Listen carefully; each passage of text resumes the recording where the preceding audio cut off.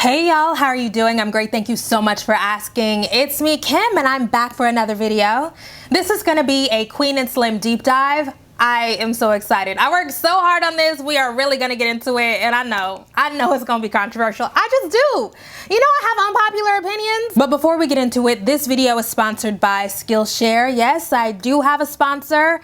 Skillshare is an online learning community with over 30,000 courses on design, business, entrepreneurship, writing, photography, you name it. I even saw Roxanne Gay was teaching a class on there. I went and checked it out because I didn't want to be fake with y'all. And one of the courses that I really liked was a course on how to get the most out of Evernote. I use Evernote literally for everything, and that course really taught me stuff I didn't know about Evernote. Tips and tricks, shortcuts. I absolutely recommend it. Premium Skillshare memberships give you access to all of the classes and all of the communities that are right for you. Whether you want to follow your curiosity, explore your creativity, or just do better at your job, Skillshare is an amazing resource to keep you learning and thriving. There are more than 7 million creators on Skillshare, so you can join groups to get feedback on the stuff that you're making, make some friends, come together in a community, learn more. There's really no downside. Skillshare is giving away a 2-month unlimited trial to my subscribers. All you have to do is click the link in the description box, and after that, it's only $10 a month. All right, let's get to it. Queen and Slim is about two people on a first Tinder date. After the date, they are driving home, they get pulled over by the police. That traffic stop turns really bad. Slim ends up shooting the police officer in self-defense. Then they decide to go on the run, they fall in love, and then something really tragic happens, and we'll get into that later. I have to tell ya, this is gonna be filled with spoilers. Every spoiler imaginable is going to be in this review. The first thing I'm gonna say though is I like this movie. I did not hate it at all. I do not believe it's a bad movie at all, but there are some problems. The idea for this film came from James Frey. He wrote a book called A Million Little Pieces, but you probably remember him from when Oprah decided to publicly shame him on her show because she chose his book for the Oprah's Book Club, and then it came out that that book was completely fabricated. Like, he straight up lied. So she brought him on the show to basically dress him down in front of the entire nation. Waith took the idea from him, adapted it, wrote the screenplay. Melina Matsoukas directed it. James Frey did not co-write the script, but he does get a story by credit because the idea did come out of his brain. And I think Lena Waithe recognizes how bad that looks because on her press tour, in these interviews, she's really overcompensating with all of the, I'm black, y'all, this is a black movie, y'all, this is for us, y'all, and it's like, come on, girl. Let's let the work speak for itself. We've heard a lot from Lena Waithe about this film, and really, it's not super common to hear so much from a screenwriter, but she does have a name, so I get it. And we've heard relatively less from Melina Matsoukas, who is a real life legend.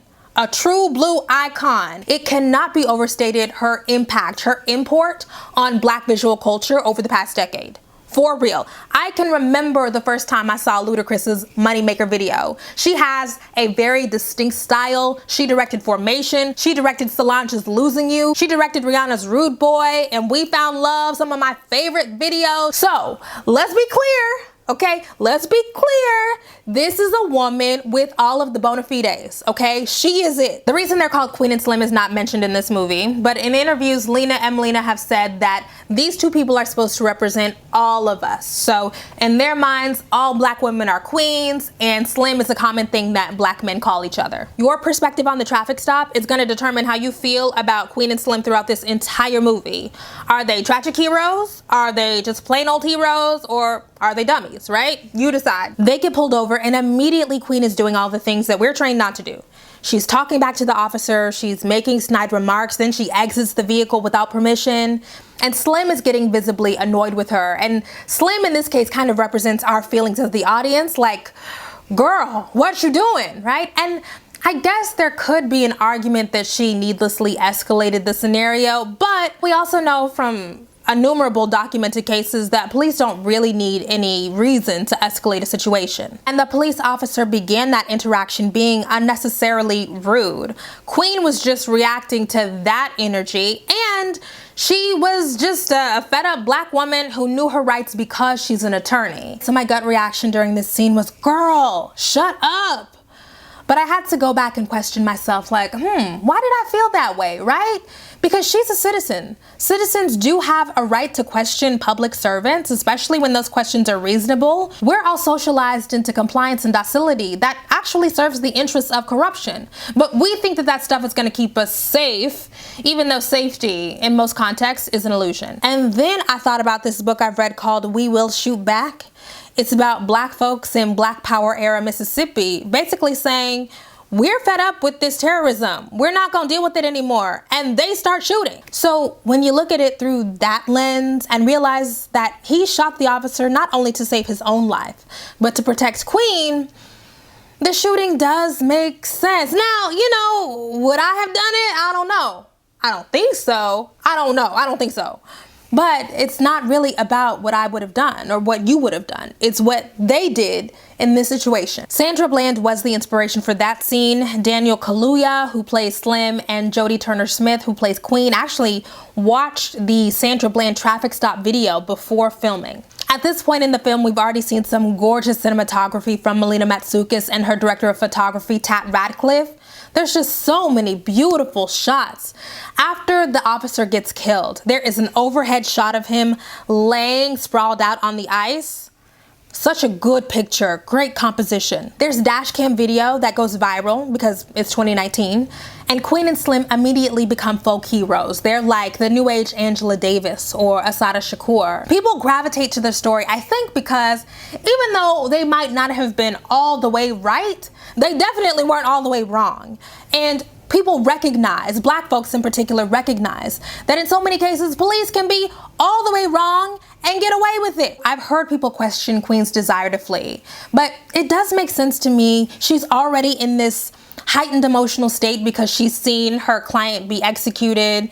She knows better than Slim for sure, that what happens after they arrest you for killing a cop is not going to be anything good. Do you want to be state property? You are not going to see your family again. That is over. And then we learned that the officer involved in the shooting had killed an innocent black man a couple years before. I know that we just have an impulse to compare things to other things, but this is not a black Bonnie and Clyde. Bonnie and Clyde, if y'all have seen that movie from 1967, they just wanted to do bad things, okay? They just wanted to do hood rat stuff with their friends, or in that case, with their lovers. This is not Queen and Slim. The situation that they found themselves in is maybe, 5-10% their fault, but overwhelmingly it's the result of having to navigate this inhumane racist society. They decide to go on the run together, and Queen's idea is to go to her Uncle Earl's house in New Orleans. Melina has said over and over again that this is a reverse slave escape narrative, and it's reverse because Cleveland, Ohio was one of the last stops before freedom on the Underground Railroad.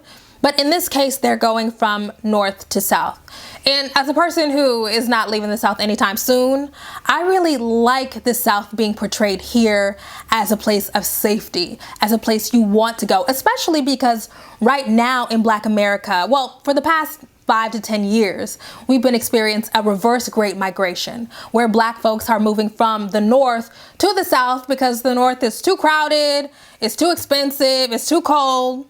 So Black people are coming down here. There are a few overt references to slavery in this film. I would say maybe a bit too overt, but this script does not do subtlety well. But anyways, there's one with Uncle Earl where he says, oh, police are like slave catchers. They don't like free people or something like that.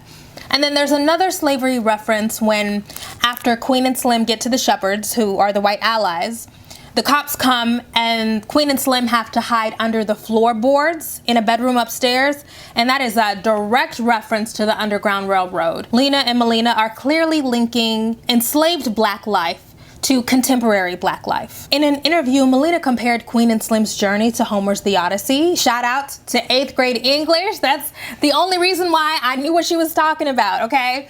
But in The Odyssey, Odysseus, after the end of the Trojan War, he's traveling to try to get back home and be reunited with his family, but he has to overcome all of these obstacles, horrible obstacles along the way. And in that same interview, Lena compared her story to The Wizard of Oz. I definitely see the similarities. It's small adventures within a bigger adventure. Along the way, they have to navigate the sheriff who knows who they are, the white man at the gas station who is overly fascinated by weapons.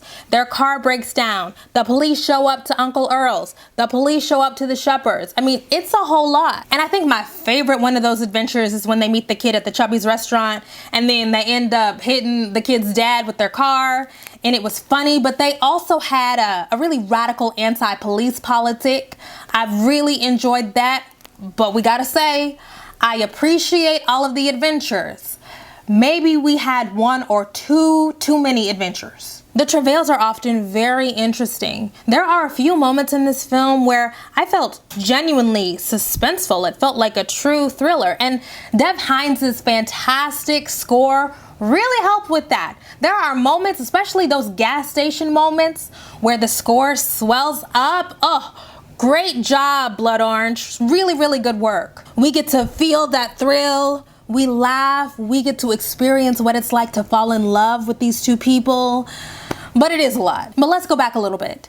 They do get to New Orleans, and that's when we really get to experience Uncle Earl. Uncle Earl was the best thing about this movie. Hands down, Bokeem Woodbine did such an exceptional job. Why don't we see him more? He was hilarious. He was charismatic. His line delivery was perfect. And he was helped by the other women around him, those supporting women. I loved India Moore, even though India Moore is non-binary, so they use they pronouns. But India Moore played Goddess. So natural, so compelling and fun to watch. I did not want to leave New Orleans. But let's talk about Uncle Earl for a second, because that's an interesting character. The fact that I like Uncle Earl, despite him being an abusive patriarch, says a lot about Bokeem. Uncle Earl is a pimp. He's an Iraq War veteran. He is an abusive patriarch, like I said earlier. We also learned that he killed Queen's mother. Uncle Earl is desperately trying to feel powerful as a man. There is one scene, the scene where he is talking to one of his women and he's jumping up and down saying, "Give me my respect." Hilarious, but what a great and pointed way to highlight the absurdity of patriarchy.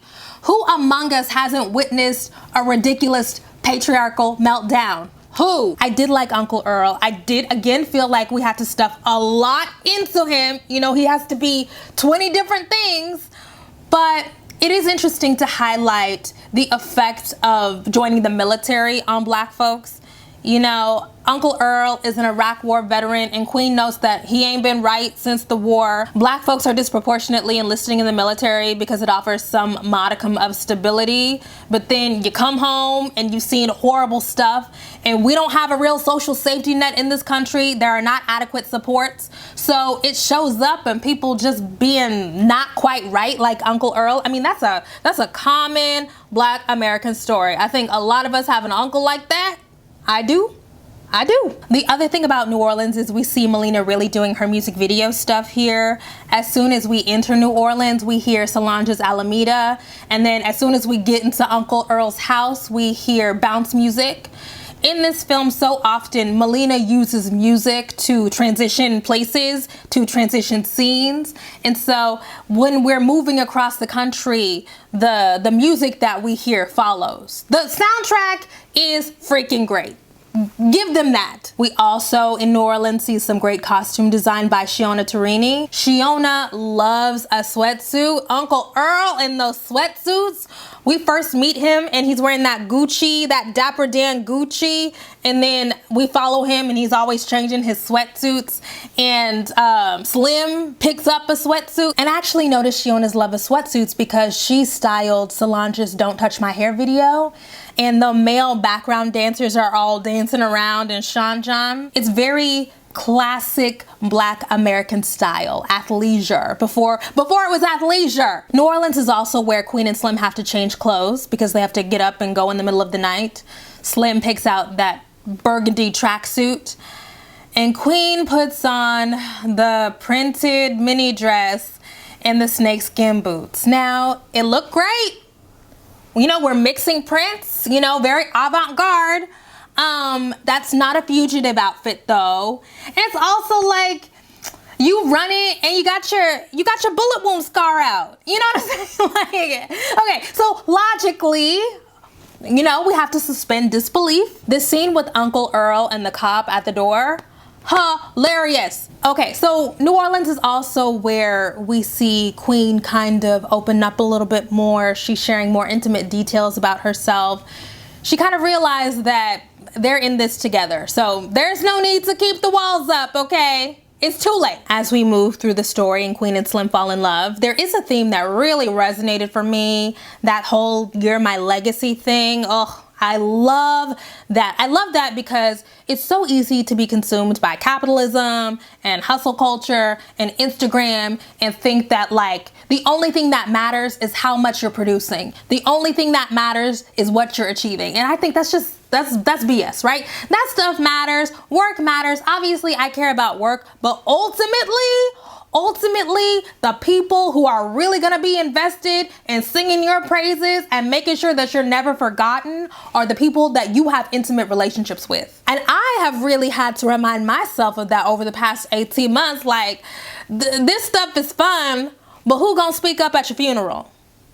That's your legacy. All that other stuff can be lost. Work can be lost. You know, we are just coming out of a period where Zora Neale Hurston's work was lost, like completely out of print. It was Black feminist women who had to recover her work, right? Anything can go. I've heard people say that this film has no real messages. I do disagree. I think one of the most important messages of this film is about the importance of establishing connection and maintaining connection, because that stuff endures, right? Our bodies are not going to endure, right? The bodies are going to be gone one day. And it's not always roses and sunshine while we're here, but ultimately that stuff does endure. All right, so there is a false narrative floating around about this film that I really dislike. This is not a struggle love movie, and I'm really offended by people who say that. This movie is about love in a time of struggle. That's different. The relationship that Queen has with Slim is not unhealthy. It's unstable, but not because of their own flaws. It's unstable because they are constantly having to struggle against all of these institutional structures that are racist and out to kill them. And any regular old Black love story is gonna have some struggles. You know, not abuse. I'm not talking about that. I'm not talking about exploitation. I'm talking about the kind of struggles that you encounter just by having to navigate racist, classist, sexist, homophobic, etc. society. And just to reiterate, I am not talking about dysfunction. No, leave that alone, okay? I'm talking about the fact that all of the stuff that we have to contend with out in the world is absolutely going to have some impact on your interpersonal relationships. It affects our love life, it affects our familial bonds. It's there. Queen and Slim are in a devastating situation, but love is their reprieve from that horror. And we feel that the most in that juke joint scene. They go to the juke joint and then they realize they're safe there. They don't have to worry about being tracked down like dogs by the police.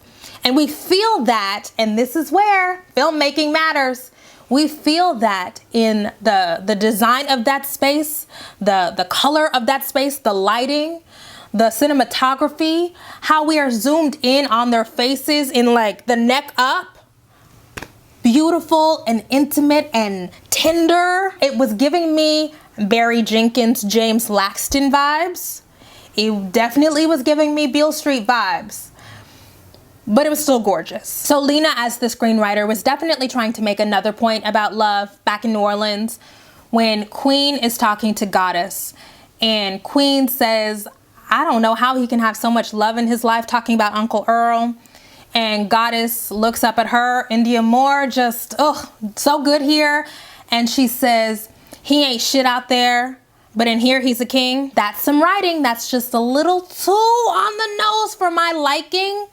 But I get what it's trying to say. What Goddess is trying to say is really how patriarchy proliferates in Black households, how we confuse obedience with love and that's dangerous and I disagree with it. But there is an idea there that when we have nothing else, we can have love in our homes, right? We don't have love out in the world, but we can have love in our homes. Okay, so let's move on a little bit. The car breaks down, they get the car fixed. While they're waiting for the car, they meet a teenager named Junior. Junior is transfixed by them.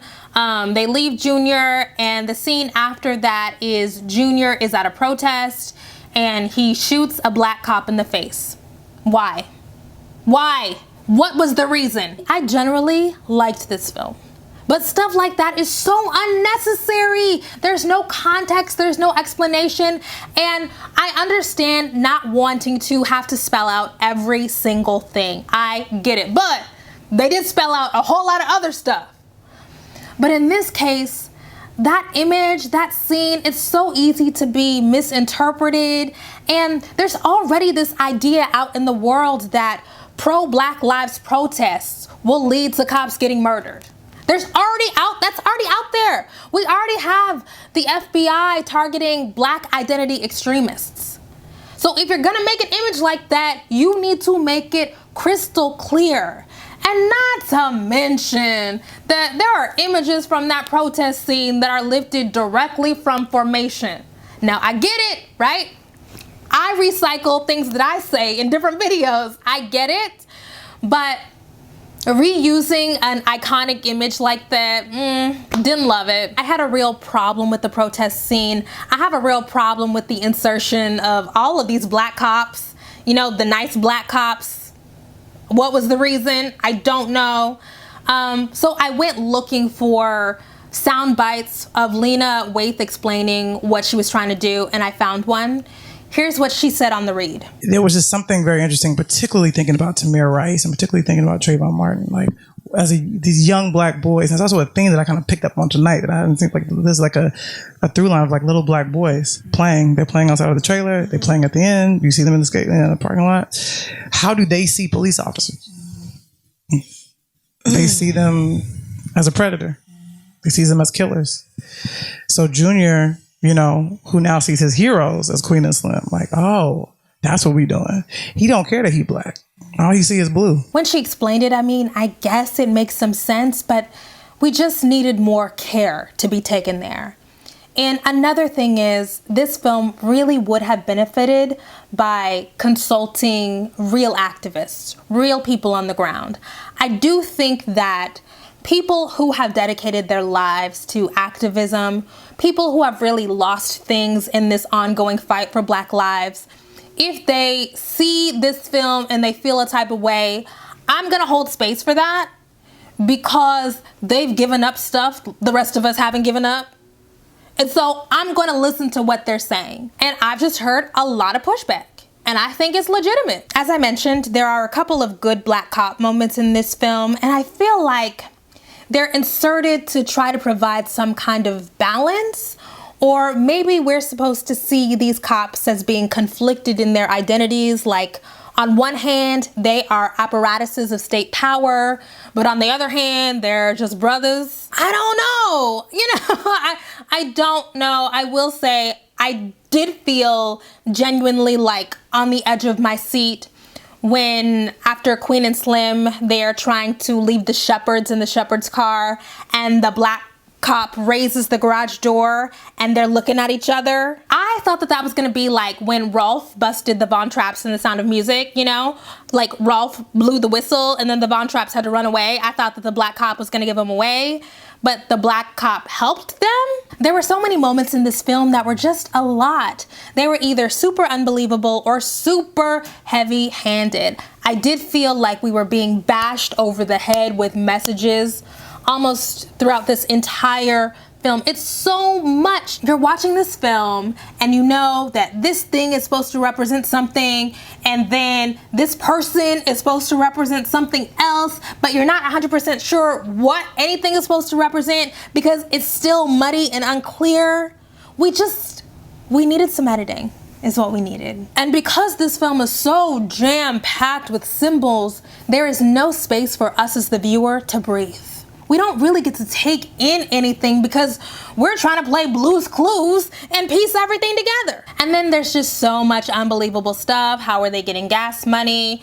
They're driving around in these very recognizable cars. Nobody saw them, but this is 2019. We all have cameras. We all have social media. We already know that they're folk heroes. Their images have gone viral. Like, the idea that cutting their hair makes them completely unrecognizable. To whom? So the black cop helps Queen and Slim escape out of the shepherd's garage, and they make it to Florida, where they encounter a black man with gold grills and straight backs, and he is going to help them get to the plane so that they can get to Cuba like Assata Shakur. We get to the runway, we see the plane sitting there, and they're walking toward it. As a viewer, you feel hopeful, but also I personally felt a sense of impending doom. I definitely felt dread because I did not think that this was going to end happily, and it didn't. And then we see a bunch of police cars driving up behind them, and Queen and Slim are shot to death. They're killed by the police. A white woman police officer opens fire too soon and kills Queen.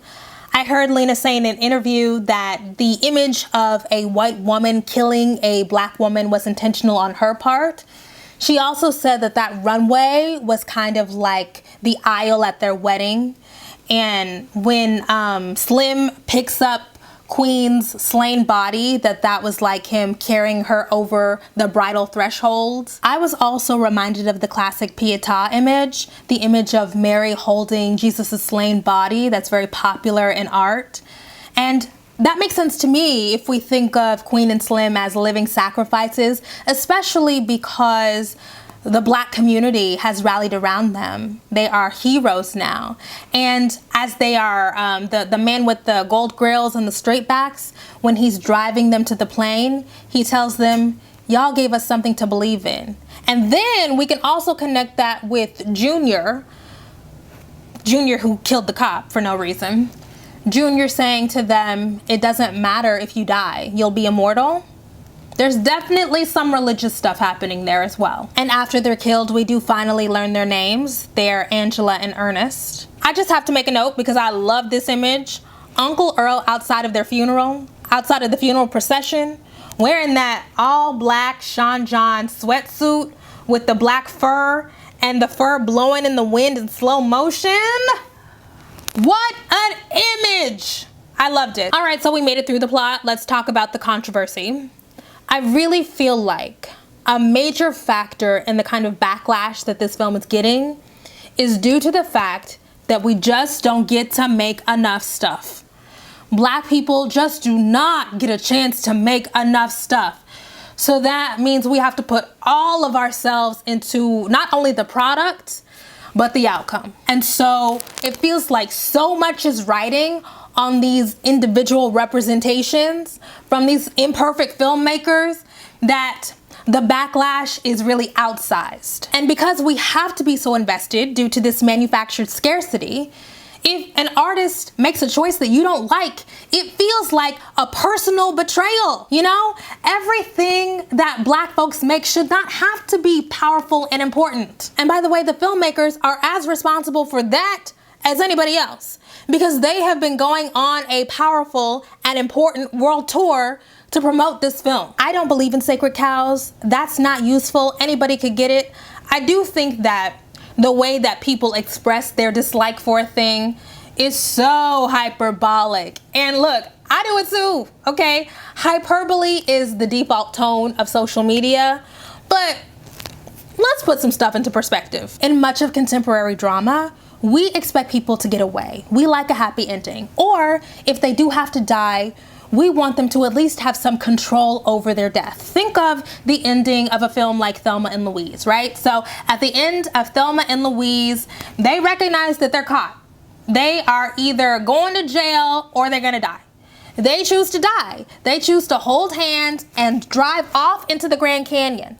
But we don't see the car crash and burn into the ground. What we get is Thelma and Louise's car suspended up in midair. The final frame of that film is the car suspended in midair, and underneath it we get this soaring music. So it feels like they've triumphed. Like, we know that they're going to die, but you don't leave feeling bad about it because they decided. You know, like, they escaped capture.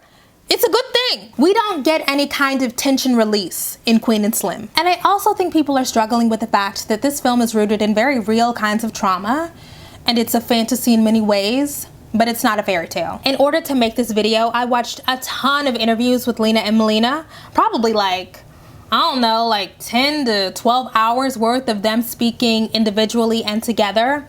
And they love to list off all of the references and influences. And Melina's like, there is no white influence on this. There is no European reference. And I'm like, okay, girl, because I felt like this film was heavily influenced by classical European tragedy.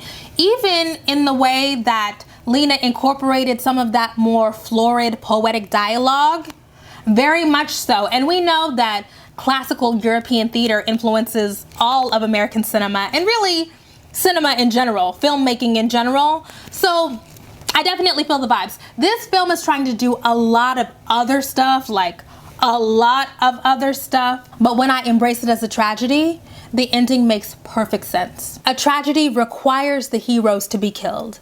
Antigone, Oedipus Rex, Hamlet, King Lear, Romeo and Juliet, Death of a Salesman, American Beauty.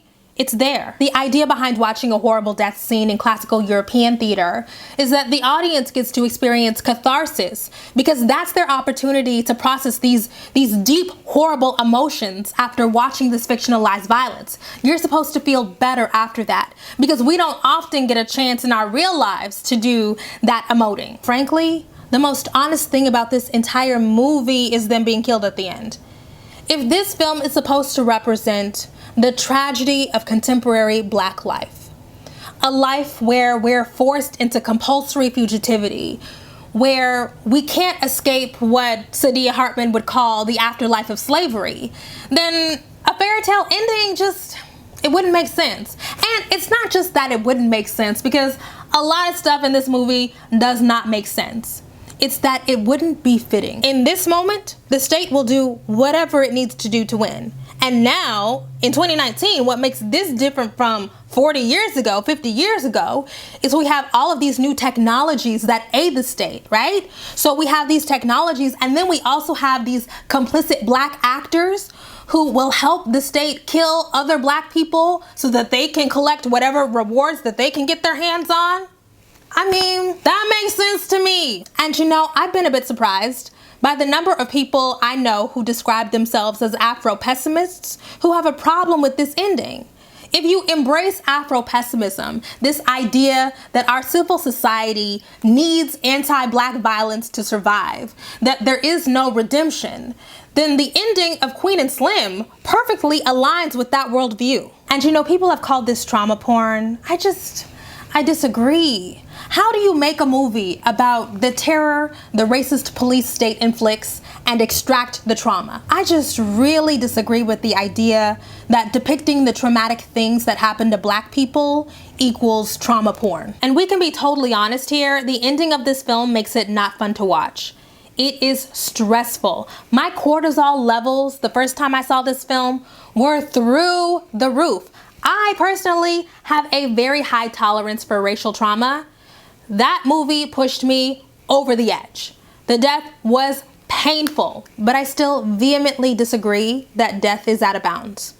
I do not think that that choice was wrong. It's hard to watch because as the viewer, we're forced to recall all of the people who've been killed by police in real life. But it's not exceptionally violent in the context of the routine depictions of graphic violence in American cinema.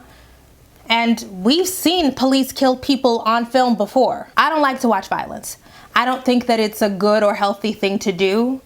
But I closed my eyes watching Queen and Slim get shot the same way I closed my eyes watching Radio Raheem get strangled to death and do the right thing with the dangling feet and all. The same way I close my eyes when I see Alonzo get shot up in Training Day. I know that that's not police violence, but that was a lot of bullets. You know, I don't watch the moment where Oscar Grant dies in Fruitvale Station. There's so many things that I can think of. I just wonder what makes this particularly egregious. Queen and Slim getting away to Cuba would be a fairy tale. And I understand why we want to see a fairy tale, particularly after that very fantastical journey that they undertook to even get to Florida. I understand. People want to see Rocky. We want to see the underdog triumph. It feels good. But filmmakers don't have to give you that. They get the opportunity to make their own choices. So demanding they give you something that's pleasing, or expecting it, or calling people anti-black because they didn't do what you wanted them to do in the world that they created, I don't agree with that. But anyways, let's listen to Lena explain why she ended the film the way she did. The truth is that the reason why I wanted to be respectful to the mothers who have lost their children to particularly police brutality. And now we've sort of deemed them mothers of the movement, if you will. And being from Chicago, Emmett Till, as I always say, is in my DNA in a way. Like, it's weird. It's like from a child, I know that story. And so when someone says to me, oh, why couldn't they have lived? I say, go talk to Trayvon Martin's mother and ask her. Why couldn't he live? She would look at you and say, I don't know. But that was not his destiny. But I'm grateful to what I like to call them sacrificial lambs, so to speak, because it kicked off a movement. You know, we didn't let Trayvon, that hit us weird. Yeah. So we put our hoodies on, you know what I mean? And we looked at each other, you know, but then again with Sandra Bland, that hit me. It hit me. I've been talking to Issa about it because she reminded us of us. And so to me, and because of that, you know, I absolutely wish Sandra Bland would have gotten a chance to live and celebrate birthdays and have children and figure out what her purpose was on this planet. But instead, she became a symbol of the times in which we live. So, but also because of that, when I say her name, we all know it. Yeah. Not because of what she did or what she accomplished, but because someone took her life for being disrespectful, for chewing gum, not putting on a cigarette, not turning the radio down. So I could never flirt with it because it would be disrespectful to those who are no longer here, but who are here, who are living with us. And an interesting thing is, like, Nipsey Hussle would not be immortal if his life wasn't taken. You know, it's like, now it's like, you know, he's on t-shirts. You see his face painted up everywhere. Yeah. Not because of his music or because of what he did, but because he died. We celebrate us in death, not in life. So I will never, ever entertain the idea of saying, oh, but let them live. It's like Nina Simone said, it's an artist's duty to reflect the times. I do think that this film opens up some really interesting philosophical discussions about art. What is the purpose of art? Is art about more than making you feel good after you're done with it? I truly find the idea that an artist, filmmaker, writer, painter, sculptor, whatever, that they have to hold your hand and rub your back while delivering hard truths to be really silly. Not to mention that people pick and choose when they need that. I saw somebody on Twitter say, well, why can't the ending be aspirational? Well, aspirational? First of all, why does it need to be aspirational? What a bizarre backdoor to respectability. People are looking for art to do stuff that public policy should do, that therapy should do. It's stifling. It creates a context where artists have to play it safe. And safe art is good in the moment, but I don't know, I just don't think it lasts. Now, I said all that, but I am not letting the filmmakers completely off the hook. They absolutely bear some responsibility for the backlash that this film has generated. Let's start with Lena Waithe, because she said a lot of stuff that I find to be very cringeworthy. A lot of people seem to not like her. I don't have a problem with her, but I do think that what she's experiencing right now is a classic case of talking yourself into people not liking you.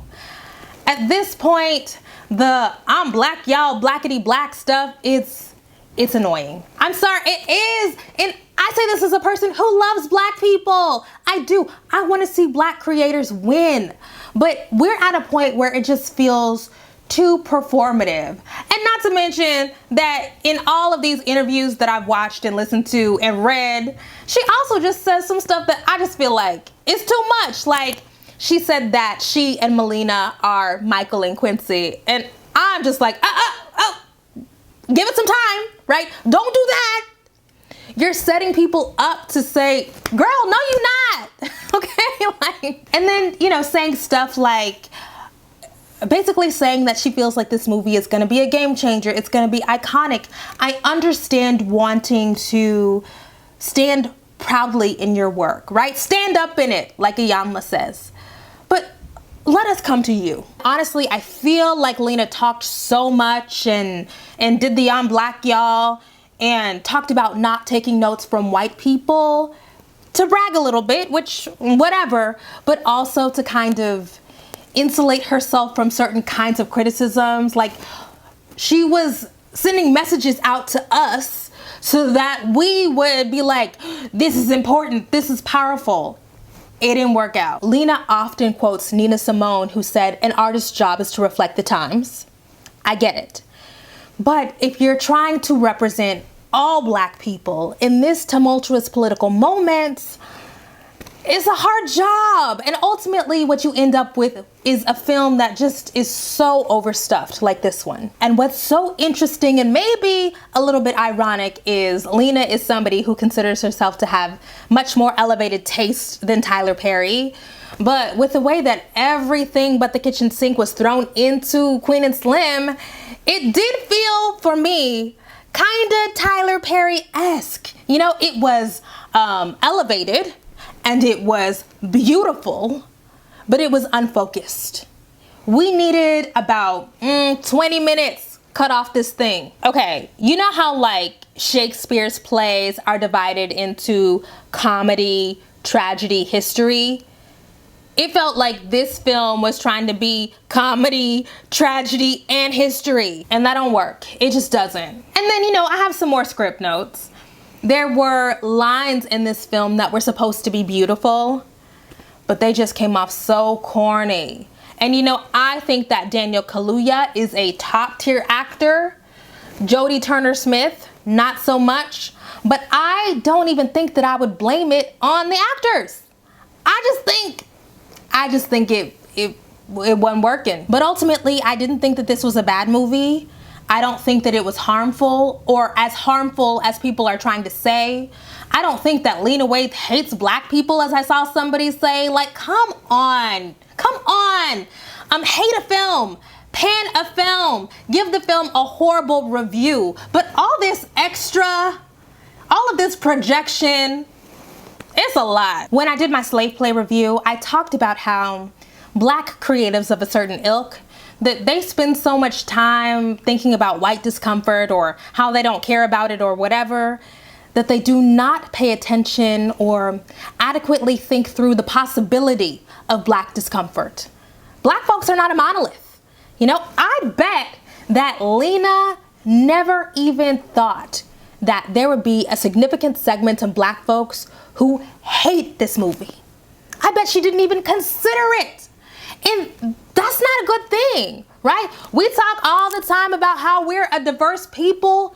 You've got to know that all Black folks are not going to be down with your thing. You've got to know that all Black folks are not going to love your thing.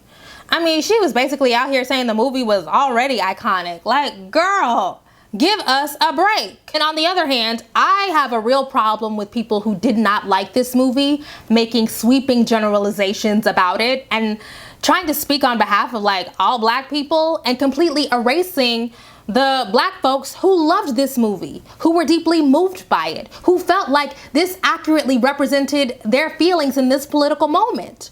Why are you right and they're wrong? You know, if we agree that there's not one true Blackness, how are you trying to assert that your interpretation is the real one and the rest of the people who saw the movie and did not react the way that you did is the fake one? I just feel like that's hubris. In conclusion, I'm in favor of artists making what they want to make, you know? Pan it if you want to, like it if you want to, abstain from seeing it if you want to. I guess because I am a student of pop culture and a lover of pop culture, a pop culture obsessive, to be honest, that I recognize that all of this chatter, even my own chatter, is so ephemeral. You know, it's gonna come and go. How many pieces of art were panned in the moment and loved decades later? How many pieces of art were loved in the moment and panned decades later? I guess what I'm trying to say is collective wisdom changes over time. Our opinions don't matter.